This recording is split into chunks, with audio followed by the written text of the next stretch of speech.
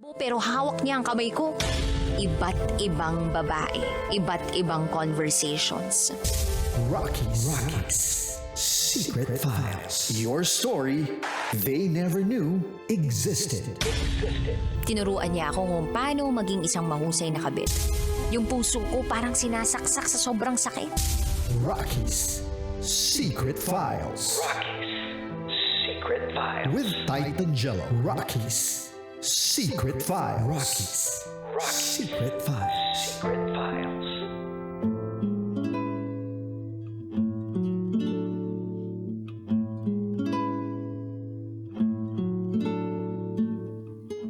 Good evening Luzon, Visayas, Mindanao, Metro at Mega Manila.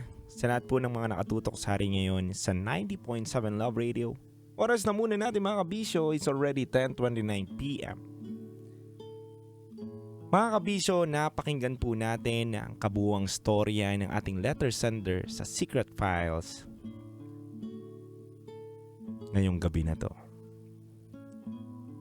Mga kabisyo, tanging katanungan natin, ano nga ba mas matimbang? Yung pagmamahal mo sa taong karelasyon mo o yung pinaglalaban mong karera sa buhay mo?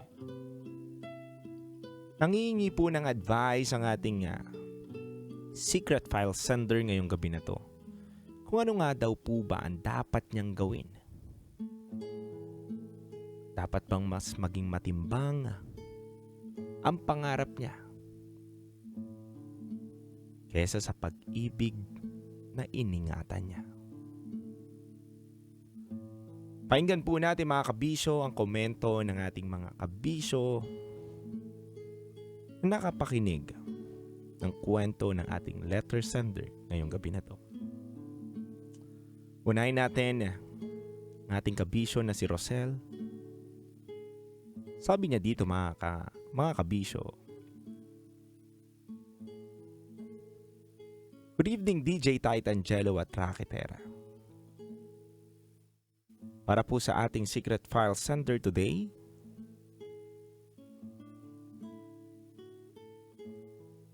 gusto kong sabihin sa iyo na be honest sa partner mo about doon sa pangarap mong career sa abroad. Kasi kung itatago mo ang pagpunta mo doon na wala siyang kaalam-alam, baka magkatotoo yung naiisip mong magloko ang partner mo. Ang mahirap kasi kapag hindi ka naging open. Baka at the end of the day, ikaw ang sisihin ng partner mo. Dahil doon sa paglilihim mo sa pagpunta sa ibang bansa. Kaya hanggat maaga, hindi ka na dapat maglihim pa. Umamin ka na sa kanya at malalaman mo ang sagot kung sang-ayon ba siya doon sa pangarap mong career o hindi.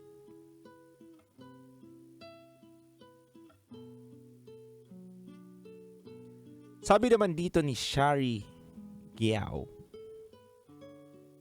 good evening Titan Jello and DJ Rakitera. Hi Mary, I know ang hirap ng situation mo. Pero you owe ito, both of you. Kailangan mong sabihin yung totoo. Sabihin mo na aalis ka soon as you can. Truly enjoy the days na magkasama pa kayo. Kasi naniniwala daw ang ating listener ngayong gabi na to na kapag mahal ka daw, maiintindihan ka daw doon sa LDR na pwedeng mabuo sa relasyon ninyo. Lagi mong tatandaan na huwag mong pangunahan yung mga sitwasyon na hindi nyo pa napag-uusapan. One brave conversation at a time. At isa lang din ang mapapayo ko sa iyo. Be brave. Take risks.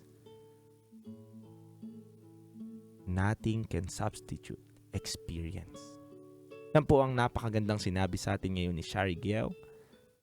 At syempre mga kabisyo, meron din po nga sinabi dito ang isang kabisyo natin. Hi DJ Titangelo at DJ Rakitera. Para po sa ating letter sender ngayong gabi na to na si Mary. Nais ko pong sabihin sa kanya na maging totoo lang siya sa partner niya. Malalaman niya ang tamang sagot. Lagi niyang tatandaan ang maayos na pakikipag-usap, lalo na nasa relasyon siya, ay nagkakaroon ng magandang resulta. Mga kabisyo, shoutout din po kay Alvin Pelano, kay Alexander Ando Hidalgo, Jamerson Mabanyan, Jason B. Reyes at Traydon Del Rosario na nagpadala din po ng mga sulat nila. Ngunit kulang na po ang oras natin para sa pagkakataon na to.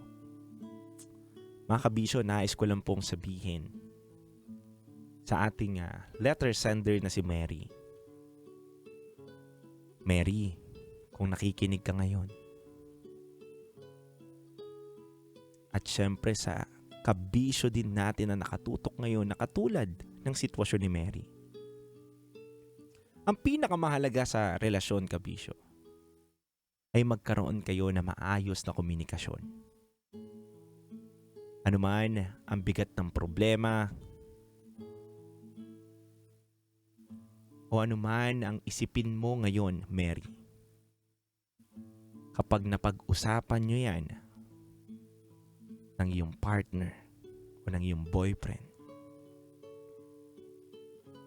tingin ko naman magkakaroon ng magandang resulta at solusyon sa iyong problema.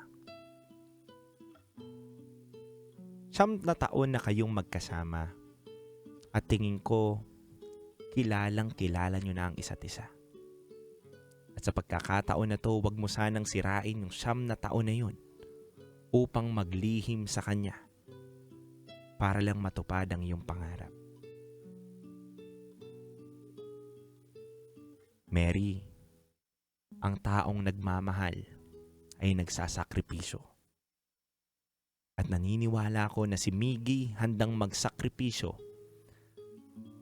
handang maghintay sa ngalan ng pag-ibig niya para sa iyo.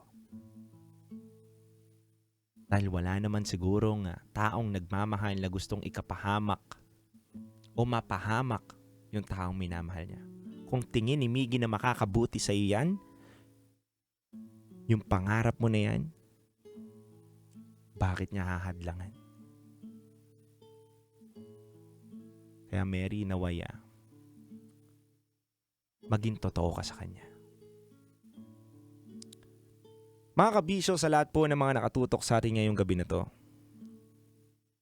kung meron po kayong mga kwento, maaari po kayo magpadala sa ating Gmail account na rakitera@gmail.com. At syempre mga kabisyo, susunod na po ang ating programang Rocky Secret Files.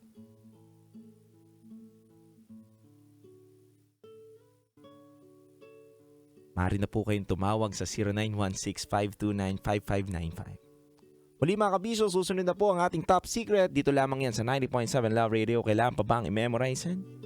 Basic kabisyo. Metro's #1 Love Radio.